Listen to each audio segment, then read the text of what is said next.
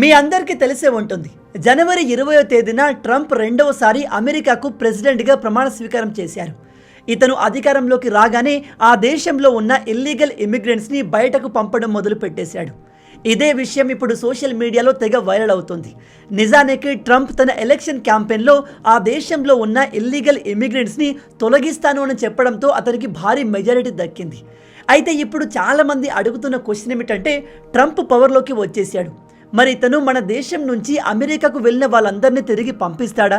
అసలు ట్రంప్ వచ్చిన తర్వాత అమెరికాలో ఉన్న ఇండియన్ పరిస్థితి ఏంటి అని ఇప్పటి వరకు వచ్చిన రిపోర్ట్స్ ప్రకారం అయితే ట్రంప్ దాదాపు 18,000 మంది ఇండియన్ సిటిజన్స్ని అమెరికా నుంచి తిరిగి భారత్కి పంపేయబోతున్నాడు.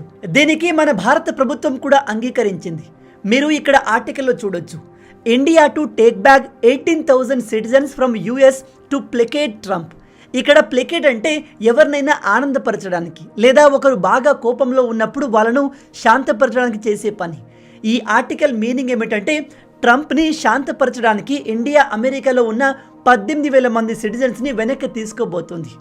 అదేంటి బ్రో, మన ఇండియా ట్రంప్ని కూల్ చేయడానికి ఇదంతా చేస్తుందా అంటే నో. ఈ 18,000 మంది ఇల్లీగల్గా మన ఇండియా నుంచి అమెరికాకు వెళ్ళిన వాళ్ళు, కాబట్టి వాళ్ళను ట్రంప్ తిరిగి ఇండియాకి పంపిస్తున్నాడు.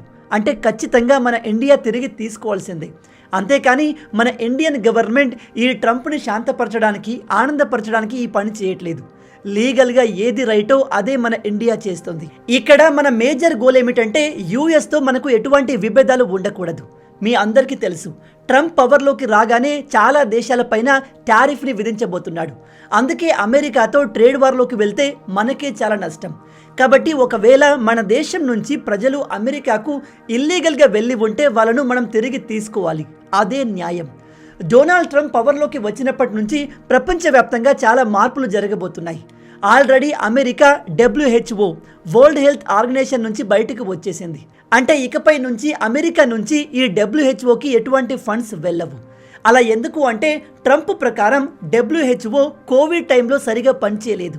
ఈ WHO చైనాకు ఫేవర్గా పనిచేసింది.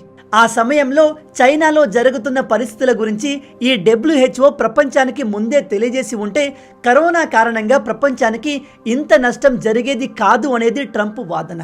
ఇక్కడ ట్రంప్ చెప్పేది కూడా నిజమే అనిపిస్తుంది. ఎందుకంటే మీలో చాలామందికి తెలిసే ఉంటుంది, కరోనా సమయంలో ప్రపంచ దేశాలన్నీ చైనాను బ్లేమ్ చేస్తూ నిలదీస్తుంటే WHO డైరెక్టర్ జనరల్ అయిన ఈ టెడ్రోస్ మాత్రం చైనాకు ఫేవర్గా పనిచేశాడు. ఈ వైరస్ చైనాలో పుట్టలేదు అన్నట్టుగా మాట్లాడాడని ఇతనిపైన చాలా ఆరోపణలు ఉన్నాయి. ఆ కోపంతోనే ఇప్పుడు అమెరికా WHO నుంచి బయటకు వచ్చేసింది. అంటే ఇకపై నుంచి అమెరికా నుంచి ఎటువంటి ఫండ్స్ ఈ WHOకి వెళ్ళవు. డొనాల్డ్ ట్రంప్ WHOకి అగెన్స్ట్, నేటోకి against and WTO world trade ఆర్గనైజేషన్కి కూడా అగెన్స్ట్గా మారాడు. ఇలా ట్రంప్ చేసే ప్రతి పని వరల్డ్ వైడ్గా చాలా మార్పుల్ని, డిస్టర్బెన్స్ని క్రియేట్ చేయబోతుంది. అండ్ ఇది చాలా దేశాల్ని నష్టపరచబోతుంది. ఈ నష్టం మనకు ఎంత తక్కువ జరిగితే అంత మంచిది అనే ఉద్దేశంతోనే ఇండియా ఈ 18,000 మంది ఇల్లీగల్ ఇమిగ్రెంట్స్ని తిరిగి తీసుకోవడానికి రెడీ అయిపోయింది. మరి ఇప్పుడు లీగల్గా అమెరికాకు వెళ్ళిన వాళ్ళ పరిస్థితి ఏంటి? ఇప్పుడు అమెరికాలో గ్రీన్ కార్డ్ తీసుకోవడం చాలా కష్టంగా మారింది అని చెప్తున్నారు. అది ఎంతవరకు నిజమనే విషయానికి వస్తే, ఎస్, ట్రంప్ వచ్చిన తర్వాత లీగల్గా అమెరికాకు వెళ్ళిన వాళ్ళు గ్రీన్ కార్డ్ తీసుకోవడం కష్టంగా మారింది. ఇక్కడ గ్రీన్ కార్డ్ అంటే అమెరికాలో పర్మనెంట్ సిటిజన్గా మారడం. ఇల్లీగల్ ఇమిగ్రేషన్ విషయంలో ట్రంప్ మొదటి నుంచే చాలా స్ట్రిక్ట్గా ఉన్నాడు. ట్రంప్ మొదటిసారి అమెరికన్ ప్రెసిడెంట్ అయినప్పుడు అంటే 2017 నుంచి 2021 సమయంలో ఇతను 15 లక్షల మంది ఇల్లీగల్ ఇమిగ్రెంట్స్ని అమెరికా నుంచి బయటకు పంపించేశాడు. ఈసారి ట్రంప్ దాదాపు 40 లక్షల మందిని అమెరికా నుంచి బయటకు పంపించాలి అని చెప్తున్నాడు. మీరు ఈ విషయాన్ని ఇక్కడ ఆర్టికల్లో చూడవచ్చు. 40 లక్షల మంది ఇల్లీగల్ ఇమిగ్రెంట్స్ని ఫైండ్ అవుట్ చేసి వాళ్ళను బయటకు తొలగించడం అంత ఈజీ కాదు. ఇక్కడ షాకింగ్ విషయం ఏమిటంటే, 40 లక్షల మందిని వెతికి ఆ దేశం నుంచి బయటకు పంపినా కూడా ఇంకా అమెరికాలో లక్షల మంది ఇల్లీగల్ ఇమిగ్రెంట్స్ ఉంటారు. అంటే అంతగా ఆ దేశంలో ఇల్లీగల్ ఇమిగ్రేషన్ పెరిగిపోయింది. ప్రజెంట్ అమెరికాలో ఉన్న ఇల్లీగల్ ఇమిగ్రెంట్స్ని తొలగించడం అక్కడి ప్రభుత్వానికి చాలా పెద్ద విషయంగా మారింది. అండ్ లీడర్లు ఎలక్షన్లో గెలిచేందుకు ఈ పాయింట్ని మెయిన్గా యూజ్ చేసుకుంటున్నారు. నిజం చెప్పాలంటే ప్రతి దేశం కూడా తమ దేశంలో ఉన్న ఇల్లీగల్ ఇమిగ్రెంట్స్ విషయంలో స్ట్రిక్ట్గా ఉండాలి. వాళ్ళను ఎంత త్వరగా వీలైతే అంత త్వరగా దేశం నుంచి తొలగించేయాలి.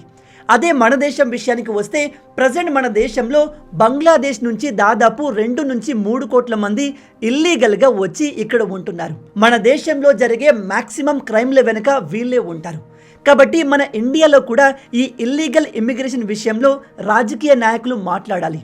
ఎవరైతే వీళ్ళను దేశం నుంచి తొలగిస్తామని చెప్తారో అలాంటి వాళ్ళకే ప్రజలు సపోర్ట్ని అందించాలి.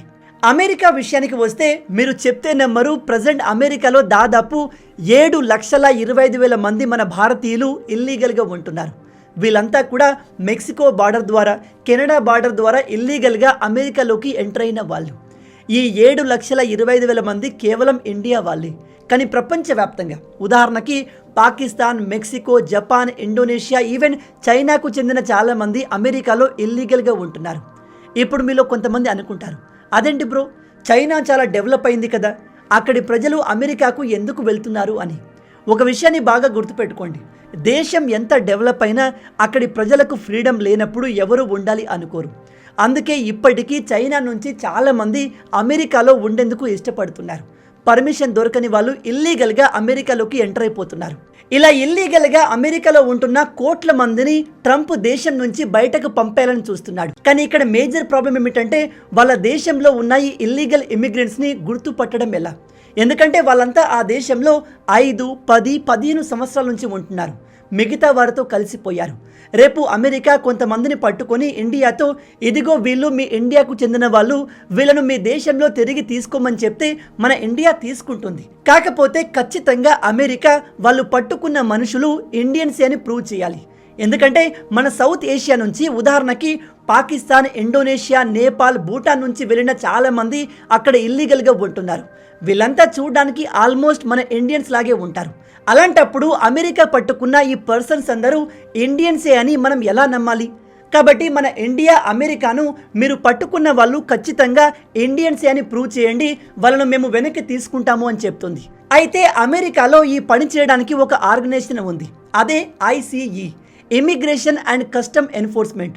వీళ్ళు తమ దేశంలో ఉన్న ఇల్లీగల్ ఇమిగ్రెంట్స్ని పట్టుకొని వాళ్ళ డాక్యుమెంట్స్ని చెక్ చేసి వీళ్ళు ఏ దేశానికి చెందిన వాళ్ళో కన్ఫర్మ్ చేస్తుంది.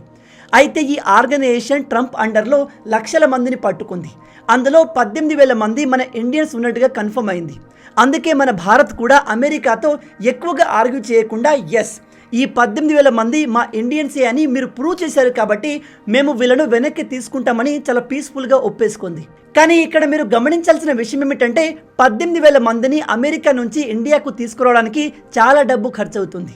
మిలియన్స్ ఆఫ్ డాలర్స్ అవుతాయి. అనేక వందల ఫ్లైట్స్ని యూజ్ చేయాల్సి ఉంటుంది.